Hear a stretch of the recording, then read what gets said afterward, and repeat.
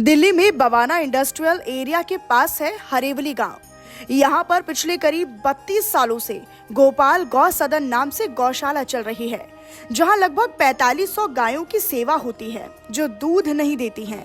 दरअसल ये वे गायें हैं जो सड़कों पर घूम रही थी, जिन्हें एमसीडी द्वारा यहाँ पर लाया गया। इस गौशाला में अभिनंदन कार्यक्रम आयोजित किया गया, जिसमें दिल्ली की नवनिर्वाचित मुख्यमंत्री रेखा गुप्ता, सांसद योगेंद्र चंदौलिया और अनेक विधायक एवं काउंसलर्स मौजूद रहे। गौशाला के मुख्य संरक्षक डॉक्टर राकेश गुप्ता, अध्यक्ष प्रमोद गोयल, कार्यकारी अध्यक्ष राकेश बंधु, महामंत्री प्रमोद सहरावत समेत अनेक कार्यकर्ताओं ने अतिथियों का सम्मान किया एवं उन्हें गौशाला के बारे में जानकारी भी दी। इस गौशाला को पूरी तरह से स्वावलंबी बनाया गया है। यहाँ पर वर्मी कंपोस्ट, लकड़ी, गौमूत्र से अर्क और अनेक तरह की दवाइयों का निर्माण भी किया जाता है, जिसका जिक्र पूरे प्रदेश भर में होता है। मुख्यमंत्री ने पूरा आश्वासन दिया कि यहाँ पर आने वाली किसी भी समस्या को दूर करने का वे भरसक प्रयत्न करेंगी। उन्होंने गौ पूजन भी किया और आरती कर गौ माता का आशीर्वाद भी लिया। अब मैं अपनी गौशाला के पूर्व अध्यक्ष, हमारे ट्रस्टी संरक्षक भाई राकेश जी से निवेदन करूंगा कि हमारी गौशाला के इतिहास के बारे में एक बार आकर सबका बताएं। ये मेरा परम सौभाग्य रहा कि 1996 में जब ये गौशाला प्रारंभिक दिनों में थी, तब से मैं जुड़ा और करीब 12 वर्ष तक महामंत्री के रूप में और 4 वर्ष तक अध्यक्ष के रूप में मुझे सेवा करने का मौका मिला।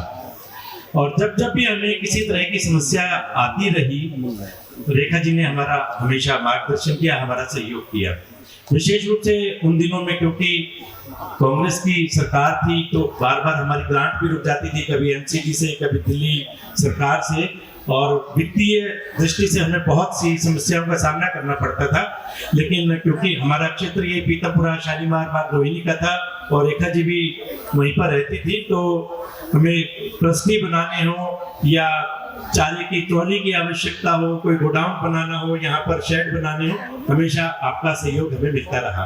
जब हमने गौशाला प्रारंभ की थी, तब ये पूरी भूमि एक तरह से बंजर भूमि थी। यहाँ पर रेत होता था और घास का एक तिनका भी नहीं था। लेकिन गौ माता के चरण पड़ने से यहाँ पर आप देख रहे हैं चारों तरफ पूरी तरह से हरियाली है और गायों के रहने के लिए भी अच्छे शेड बनाए हुए हैं और भूसा स्टोर करने के लिए भी बड़े बड़े गोडाउन बनाए गए हैं। गौशाला को स्वावलंबी बनाने के लिए हमने वर्मी कंपोस्ट बनाना शुरू किया। यहाँ पर हमने उपले और लकड़ी बनानी शुरू की, जो हमने निगम बोध घाट में दे करके वहाँ पर अपनी आय भी बढ़ाई और वहाँ पर जो लकड़ी इस्तेमाल होती थी उसकी जगह गाय के गोबर के उपले वहाँ पर इस्तेमाल होने लगे और उसके कारण से पर्यावरण की भी रक्षा हुई और लोग भावनात्मक रूप से भी गौशाला के साथ जुड़ने शुरू हुए।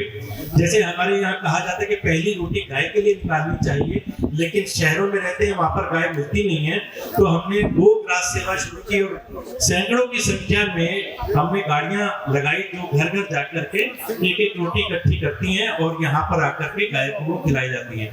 इस तरह के अनेक प्रकल्प हमने शुरू किए और हजारों लोगों को गौशाला के साथ में जोड़ा और अपनी गोपाल गौ सदन को पूरी तरह स्वावलंबी बनाने का प्रयास किया। इस अवसर पर मैं श्रीमान अशोक सिंघल जी और श्री प्रेमचंद जी गोयल जी का भी स्मरण करना चाहूंगा, जिनकी प्रेरणा से, जिनके सत प्रयासों से आज गौशाला इस स्थिति में पहुंची है।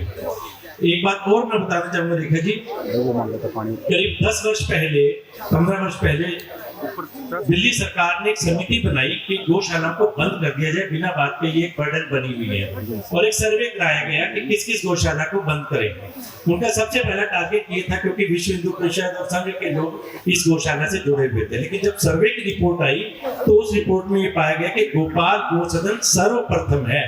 यहाँ पर डॉक्टर की भी व्यवस्था है, हॉस्पिटल भी यहाँ चलता है, गौशाला स्वावलंबी भी है, गाय की पूरी सेवा यहाँ होती है, इसलिए इस गौशाला को प्रथम स्थान दिया गया। इस प्रकार का ये सब सहयोग आप लोगों का मिलता रहा और उसी के कारण से आज गौशाला इस स्थिति में पहुंची है और आगे भी हम इसको और बढ़िया करने का प्रयास करेंगे। उसके लिए रेखा जी आज स्वयं यहाँ आई है मुख्यमंत्री के रूप में और हमें पूरा विश्वास है कि आपका पूरा सहयोग हमें आगे भी, पहले भी जैसे आपने किया मुख्यमंत्री ना रहते हुए भी एक पार्षद के रूप में, और अब का मुख्यमंत्री है तो निश्चित रूप से हमारी गौशाला और अच्छी काम कर पाएगी और ज्यादा गौ सेवा की दिशा में बढ़ सकेंगे। आपका बहुत बहुत धन्यवाद। हमारा गौ वंश हमारा सुरक्षित रहे, ये प्रत्येक हिंदू की जिम्मेदारी है। प्रत्येक व्यक्ति की जिम्मेदारी है और इस आहुति के अंदर हम कितना योगदान दे पा रहे हैं इसका भी हमें समय समय के ऊपर हमें आत्मचिंतन करने की आवश्यकता होती है, क्योंकि सारे के सारे काम सरकारों पर निर्भर नहीं हुआ करते। मैं इस गौशाला हरेवली के अध्यक्ष भाई प्रमोद सहरावत जी का, जो गौशाला के महामंत्री हैं, हमारे विधायक राजकरण खत्री जी हैं, नरेला जोन के चेयरमैन भाई पवन सहरावत जी हैं, और बहुत हमारे भाई राकेश जी यहाँ बैठे हैं जो सामाजिक सेवा का एक स्तंभ है। गौ माता की।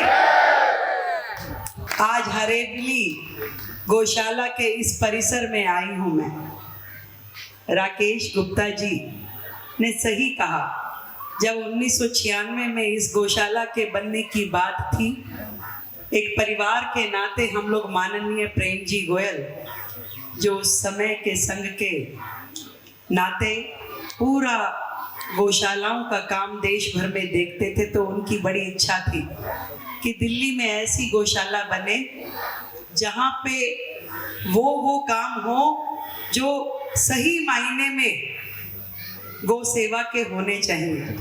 जमीन ढूंढी गई और कैसे उस समय रास्ता तक नहीं होता था, पहुंचने के लिए ढूंढ ढांड के पहुंचते थे। धीरे धीरे धीरे धीरे करते हुए आज इतने वर्षों में एक बड़ा वर्ग गौशाला की सेवा करने के लिए जुड़ा। मैं पूरी टीम को हृदय की गहराइयों से बधाई देती हूँ। और मैं अभी अपने ऑफिसर्स के साथ में वो सारे कागज देख रही थी कि पीछे का क्या इतिहास रहा है, सरकारों ने क्या क्या किया। आज इस मंच के माध्यम से कहती हूँ कि गौशाला के हक का 1 रुपया भी पेंडिंग नहीं रहेगा, सारा का सारा पैसा गौशाला को दिया जाएगा। जितनी ग्रांट आपके लिए सैंक्शन है, उन्होंने मुझे बताया कि 24 करोड़ की ग्रांट आप लोगों को दी जानी है। सारे के सारे रुपए जो गौशाला के हैं, गौ माता के हक के हैं, तुरंत प्रभाव में वो आप सबको पहुंचे, ये मेरी जिम्मेदारी है। और नगर निगम को भी उनका पूरा पैसा, हम पिछली सरकारों के जैसे करने वाले नहीं है कि जब वो नगर निगम को उनके पैसे नहीं देते थे, नगर निगम को भी उनके शेयर का पैसा पहुंचे, ये भी मैं इंश्योर करूंगी ताकि उनके माध्यम से जो काम गौशालाओं के होने हैं वो रुके नहीं।